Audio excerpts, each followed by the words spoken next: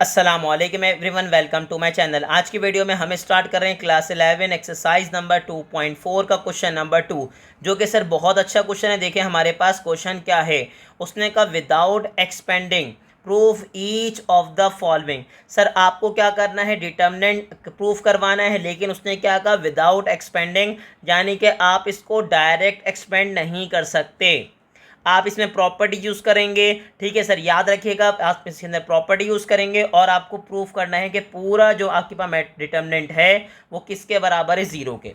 ठीक है। अच्छा सर, मुझे उम्मीद है कि आपको बेसिक प्रॉपर्टीज़ पता होंगी, लेकिन आपको नहीं पता तो कोई मसले वाली बात नहीं, मैं कोशिश करूँगा जो प्रॉपर्टीज़ यूज़ करूँ आपको प्रॉपर एक्सप्लेन कर दूँ। ठीक है। अब याद रखिएगा आप क्या करेंगे, आप इसके साथ रो खेलें। रो मतलब यानी कि रो के साथ रो को सॉल्व करें या कॉलम के साथ कॉलम को सॉल्व करें। आपको कोई रोकेगा नहीं, आपसे कोई पूछेगा नहीं, बस जो काम आपको करना है वो प्रॉपर आप मेंशन कर देंगे, मैंने ये वाला काम कर लिया है। ठीक है, ये याद रखिएगा। मतलब अभी तक आप डायरेक्ट करते थे ना, कॉमन ले लिया, कभी आपने ज़िंदगी में तो मेंशन नहीं करा। इस बार आप जो भी काम करेंगे प्रॉपर मेंशन करके करेंगे। ठीक है। बाकी अदरवाइज जो दिल चाहे वो कीजिए, कोई आपसे नहीं पूछेगा कि आपने ऐसा क्यों किया। मुझे क्या करना है, मुझे प्रूफ करना है कि पूरा डिटर्मिनेंट किसके बराबर है, ज़ीरो के। अब यहाँ पे टू साइड से तो मैंने क्या किया, मैंने पिक कर ली यहाँ पे लेफ्ट हैंड साइड। तो मैंने क्या लिखा, मैंने कहा सर हम स्टार्ट कर रहे हैं लेफ्ट हैंड साइड से। अब लेफ्ट हैंड साइड बता दीजिए मेरे पास क्या है। उसने कहा सर लेफ्ट हैंड साइड अगर आप देखना चाहते हैं तो मेरे पास है एक्स प्लस वाई डिटर्मिनेंट, आगे क्या है भाई वाई प्लस जेड, फिर मेरे पास क्या बता दीजिए जेड प्लस एक्स। यहाँ पे क्या है, उसने कहा जेड, जेड के बाद एक्स, एक्स के बाद क्या है वाई, और नीचे मेरे पास क्या है वन वन एंड वन।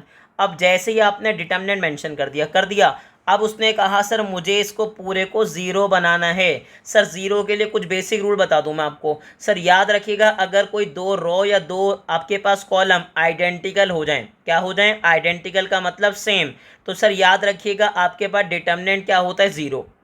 ठीक है। तो अब मेरी कोशिश होगी कि किसी भी दो रो या दो कॉलम को आपस में क्या कर लूँ, सेम। उसने कहा सर अब कैसे सेम होगा, अब मैं यहाँ समझाऊँ। सर देखें एक्स प्लस वाई कौन मिसिंग है, उसने कहा सर जेड, और जेड कहाँ पर है, रो टू में। ठीक है सर, एक बात याद रखिएगा, ये आपके पास क्या होगा, ये आपके पास होगा रो वन। ठीक है, प्रॉपर लिखता हूँ मैं सर, ये आपके पास क्या है रो वन, फिर ये आपके पास है रो टू, और फिर मेरे पास ये क्या है भाई, उसने कहा सर ये है रो थ्री।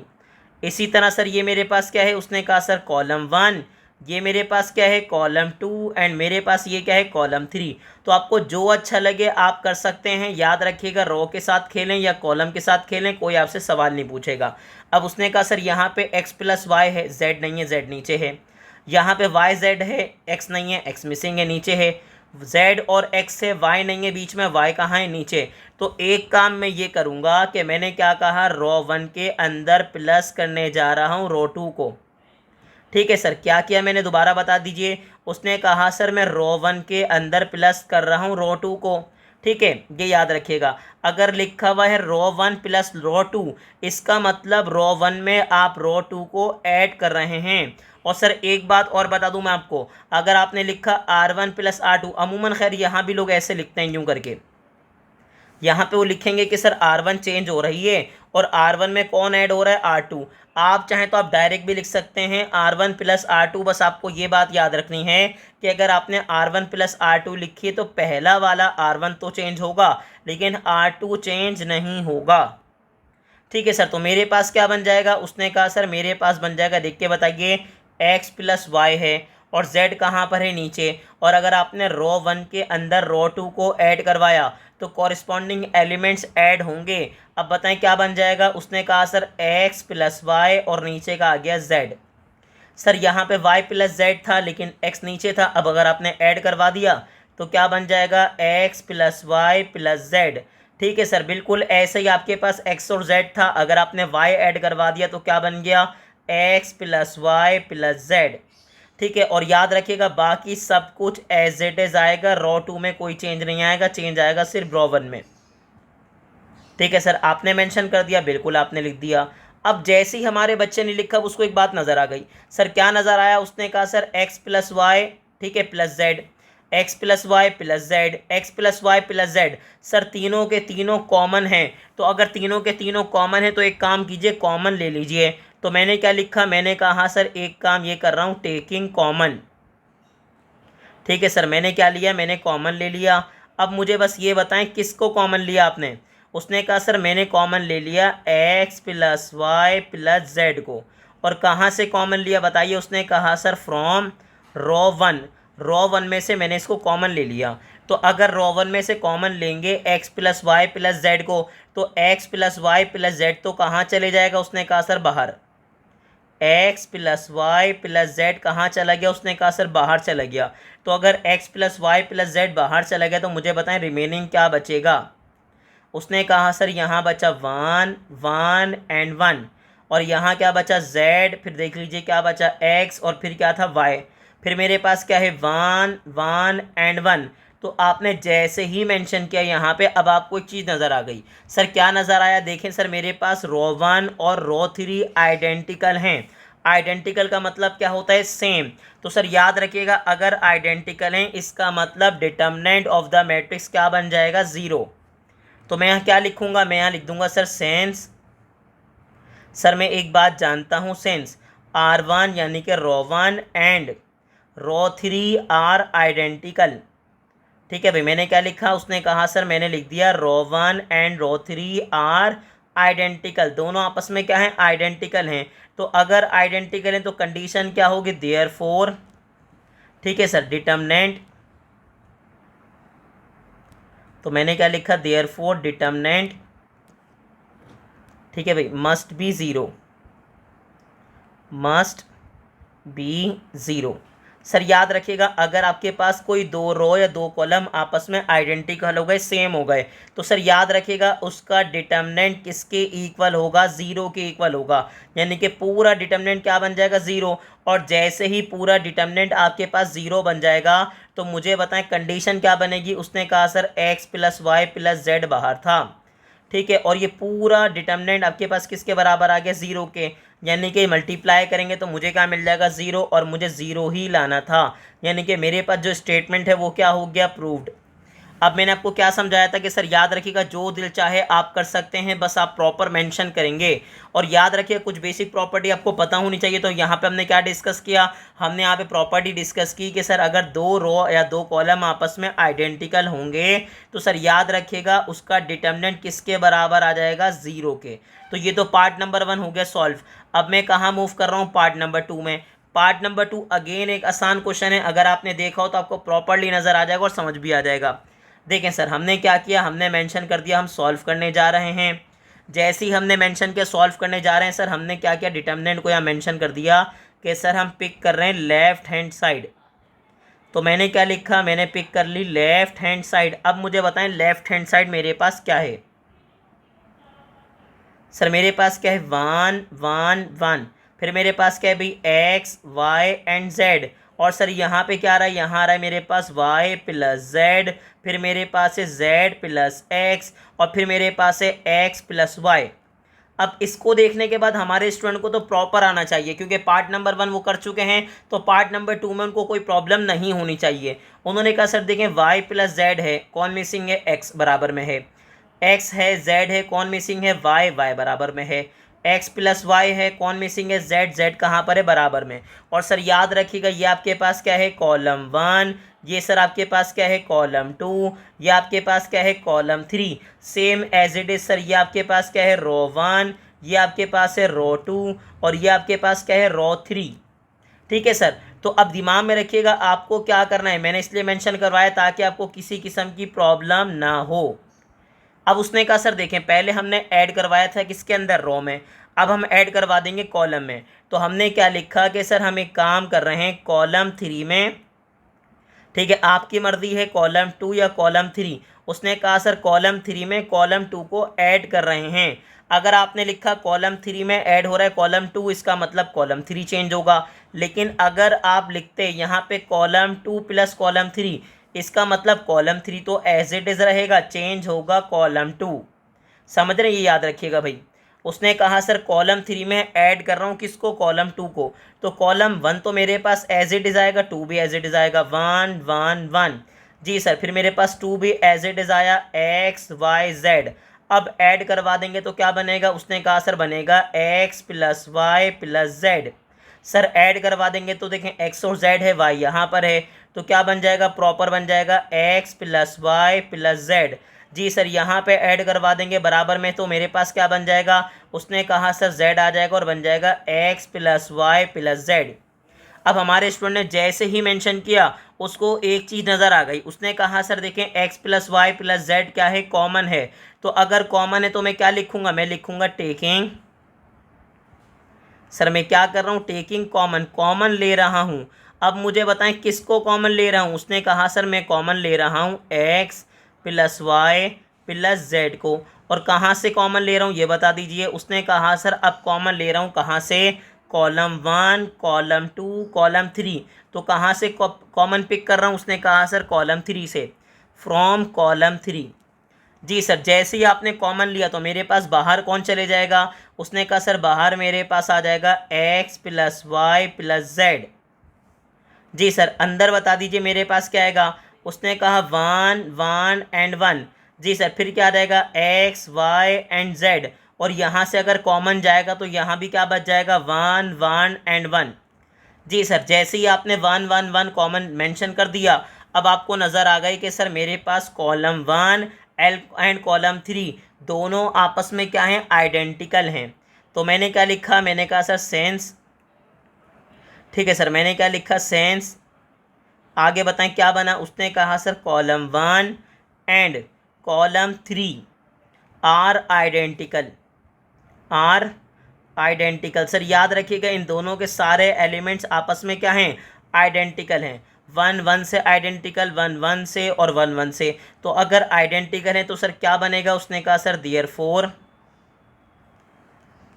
ठीक है भाई क्या होगा, डिटर्मिनेंट, डिटर्मिनेंट क्या होगा, मस्ट बी 0। डिटर्मिनेंट किसके इक्वल हो जाएगा, उसने कहा सर 0 के इक्वल हो जाएगा। तो कोई मसले वाली बात नहीं है। आपने यहाँ पे क्या लिखा, उसने कहा सर मैंने लिखा x plus Y plus Z, और सर पूरा डिटर्मिनेंट आपके पास क्या हो गया 0, यानी कि रिजल्ट आपको क्या मिल गया, 0 मिल गया। और अगर रिजल्ट आपको 0 मिल गया इसका मतलब ये कि आपका स्टेटमेंट क्या हो गया, प्रूव्ड, क्योंकि आपको प्रूफ करना था कि पूरी डिटर्मिनेंट की वैल्यू किसके बराबर है, 0 के। तो अब देखें पार्ट नंबर 3, देख के आपको डर लग रहा होगा लेकिन याद रखिएगा डरना नहीं है, आपने समझे सर, याद रखिएगा डरना नहीं है, क्योंकि बिल्कुल ही सिंपल क्वेश्चन है और इंशाल्लाह आपको किसी किस्म की इसमें प्रॉब्लम नहीं होने वाली। तो अब देखें मैंने क्या किया, मैंने मेंशन कर दिया सॉल्व, ठीक है सर। सॉल्व के बाद क्या किया, उसने कहा सर हमने मेंशन कर दी लेफ्ट हैंड साइड।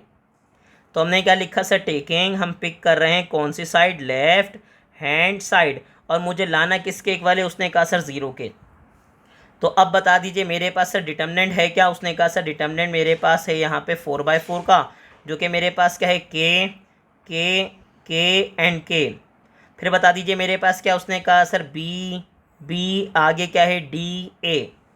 फिर मेरे पास क्या, उसने कहा सर AC, फिर क्या है C, और मेरे पास है D। फिर बता दीजिए क्या है, उसने कहा सर C प्लस D। फिर मेरे पास है A प्लस D, और मेरे पास है B प्लस A, और लास्ट में मेरे पास है B प्लस C। ठीक है सर, ये क्या है भाई, लास्ट में मेरे पास है B प्लस C। अब जैसे ही आपने मेंशन किया, अब उसको एक बात याद आ गई, उसने कहा सर मुझे क्या लाना है, मुझे लाना है 0 के इक्वल।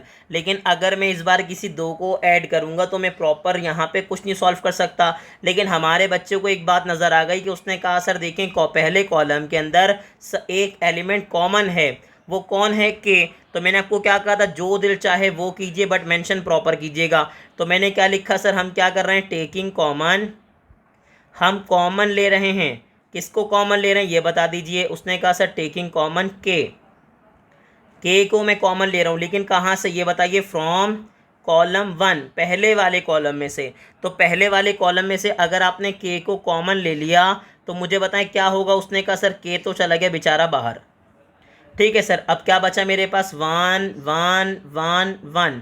जी सर, फिर क्या बना, फिर मेरा पास बना बी आगे क्या है DA। फिर मेरे पास क्या है, उसने कहा सर ACCD, और लास्ट में मेरे पास क्या है, लास्ट में मेरे पास है C प्लस D। फिर मेरे पास है A प्लस D, ठीक है सर, A प्लस D। फिर मेरे पास क्या है भाई B प्लस A, और लास्ट में मेरे पास क्या है भाई, बी प्लस सी। ठीक है सर, आपने मेंशन कर दिया, बिल्कुल अच्छा किया। अब बच्चे ने कहा सर मैं किसी दो कॉलम को ऐड करके देखूं। जी सर, अगर आप इसको ऐड करेंगे तो बनेगा ए प्लस सी प्लस डी, इसको ऐड करेंगे तो A plus C plus D, इसको ऐड करेंगे तो A plus B plus C. Same नहीं आया सर, यहाँ बी आ गया और यहाँ डी आया, और यहाँ ऐड करेंगे तो डी प्लस बी प्लस सी। तो इसका मतलब सर किसी दो को तो ऐड नहीं कर सकते आप। ठीक है सर, याद रखिएगा आपको तीनों को ऐड करना पड़ेगा। देखें, A plus B plus C plus D, फिर देखें A plus B plus C plus D, फिर ऐड करें A plus B plus C plus D, फिर ऐड करें A plus B plus C plus D. उसने कहा जी सर इसका मतलब ये मुझे क्या करना पड़ेगा, तीनों को ऐड करना पड़ेगा। लेकिन आप लिखेंगे कैसे, आप लिखेंगे कि कॉलम 4 में मैं ऐड कर रहा हूँ किसको सर, कॉलम 2 और कॉलम 3 को। प्रॉपर आप ब्रैकेट की फॉर्म में लिखेंगे सर, याद रखिएगा क्या लिखेंगे कि कॉलम 4 में ऐड कर रहा हूँ कॉलम 2 और 3 को। आपका दिल चाह रहा है तो 2 में ऐड कर दीजिए, तो 2 में लिखूंगा तो फिर क्या लिखूंगा कि C2 में ऐड कर रहे हैं सर, ब्रैकेट लगा के C3 एंड C4। कोई मसले वाली बात नहीं है, कोई पाबंदी नहीं है कि सर कॉलम 4 में ही ऐड होगा, कॉलम 2 में ही होगा, कॉलम 3 में ही होगा। कोई आपने कसम नहीं खाई तो सारे काम आप कर सकते हैं, आपकी कॉपी आपकी मर्जी, कोई आपसे नहीं पूछेगा सर, याद रखिएगा। अब उसने क्या कहा सर, अगर मैं कॉलम 4 के अंदर कॉलम 2 और 3 को ऐड करूं तो बताएं मेरे पास क्या बनेगा। ये बेचारा के तो बाहर रहेगा बिल्कुल। ठीक है सर, अब आगे बता दीजिए क्या बनेगा भाई। उसने कहा सर अगर मेरे पास ये देखें छोटा सा मिन्ना सा के था, इसको प्रॉपर बना लेता हूँ। जी सर, अगर ये के बाहर है तो मेरे पास क्या बना, 1 1 1। ठीक है सर, उसके बाद क्या बना, बी, फिर मेरे पास है बी, फिर मेरे पास है डी, और फिर मेरे पास है ए। कॉलम 3 भी एज इट इज़ आएगा, ए सी सी डी। अब कॉलम 4 में ऐड कर दीजिए इन दोनों को, तो मेरे पास क्या बना। उसने कहा सर अगर इन दोनों को उठा के यहाँ पे ऐड करूँगा तो A plus B plus C plus D, क्या बना बता दीजिए। उसने कहा सर ए प्लस बी, आगे क्या आएगा, प्लस सी प्लस डी। जी सर, अगर यहाँ पे ऐड करवाएंगे तो क्या बनेगा। उसने कहा सर बना A plus B plus C plus D. फिर अगर मैं यहाँ पे ऐड करवा दूँ तो क्या बना। उसने कहा सर ए प्लस बी, मेरे पास क्या आया, प्लस सी प्लस डी। फिर इनको दोनों को ऐड करवा दीजिए यहाँ पे तो क्या बना। उसने कहा सर ए प्लस बी प्लस सी, और मेरे पास क्या आ गया, प्लस डी। ठीक है सर, आपने प्रॉपर मेंशन कर दिया। अब बता दीजिए आपको कुछ नज़र आ रहा होगा। उसने कहा जी सर मुझे बिल्कुल नज़र आया, और क्या नज़र आया। उसने कहा सर मैं कॉमन लूँगा। ठीक है सर, क्या लूँगा, कॉमन। तो मैंने क्या लिखा, मैंने लिखा सर टेकिंग कॉमन। मैं कॉमन ले रहा हूँ। सर बताएं किसको कॉमन ले रहा हूँ, ये बता दीजिए। उसने कहा सर कॉमन ले रहा हूँ किसको, A plus B plus C plus D को। अब बताएं सर कहाँ से कॉमन ले रहे हैं। उन्होंने कहा सर कहाँ से, फ्रॉम कॉलम 4। कॉलम 4 से कॉमन ले रहा हूँ, तो बताएं मेरे पास क्या बनेगा। उसने कहा सर अगर कॉलम 4 से कॉमन लेंगे तो ये बेचारा के तो बिल्कुल बाहर रहा।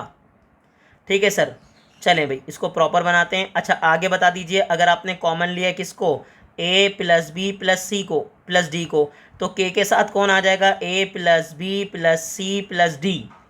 ठीक है सर, यहाँ पे क्या आ गया, 1 1 1 1। फिर मेरे पास क्या आया, बी बी, आगे क्या है, डी ए। फिर मेरे पास है सर ए, उसके बाद क्या है, सी सी, और फिर मेरे पास है डी, और यहाँ पे क्या बन गया, 1 1 1। ठीक है सर, आपने जैसे ही मेंशन किया हमारे स्टूडेंट को एक बात नज़र आ गई। सर क्या नज़र आया। उसने कहा सर कॉलम 1 और कॉलम 4 आपस में क्या हैं, आइडेंटिकल हैं, यानी कि सेम हैं। ठीक है, अगर सेम है तो मैं क्या लिखूंगा, मैं यहाँ प्रॉपर लिख दूंगा सर सेंस। मैं एक बात जानता हूँ, क्या जानता हूँ बताइए, column 1 and column 4 are identical. Sir क्या है। उसने कहा सर ये दोनों आपस में क्या हैं, आइडेंटिकल हैं। तो अगर आइडेंटिकल हैं तो फिर क्या होगा। उसने कहा सर देयरफॉर, सर इसी वजह से क्या होगा, देयरफॉर डिटर्मिनेंट। ठीक है भाई, हमने क्या लिखा, डिटर्मिनेंट मस्ट बी 0। ठीक है सर, हमने क्या लिखा, डिटर्मिनेंट मस्ट बी 0। बात ही ख़त्म हो गई। अगर डिटर्मिनेंट 0 हो गया तो मेरे पास क्या बना। उसने कहा सर यहाँ मेरे पास आ गया के, साथ में कौन आ गया, A plus B plus C plus D, और उसके बाद सर ये पूरी की पूरी वैल्यू क्या हो गई 0। और अगर ये 0 हो गई तो सर मैं एक बात क्या करूँगा, मैं मल्टीप्लाई कर दूंगा 0 से और आंसर क्या आ जाएगा 0। और मुझे लाना क्या था, मुझे लाना था कि किसके इक्वल, 0 के इक्वल। इसका मतलब मेरे पास जो स्टेटमेंट था वो क्या हो गया, उसने कहा सर वो हो गया प्रूव्ड। ठीक है, क्या हो गया, अभी प्रूव्ड हो गया। तो मुझे पूरी उम्मीद है कि क्वेश्चन नंबर 2 आपको बहुत ही अच्छे से क्लियर हो गया होगा। आपको इसकी भरपूर प्रैक्टिस करनी हो और ऐसे ही इन्फॉर्मेटिव वीडियोस देखने के लिए हमारे चैनल को लाइक करें, सब्सक्राइब करें और ज़्यादा से ज़्यादा अपने क्लास फेलो से शेयर करें।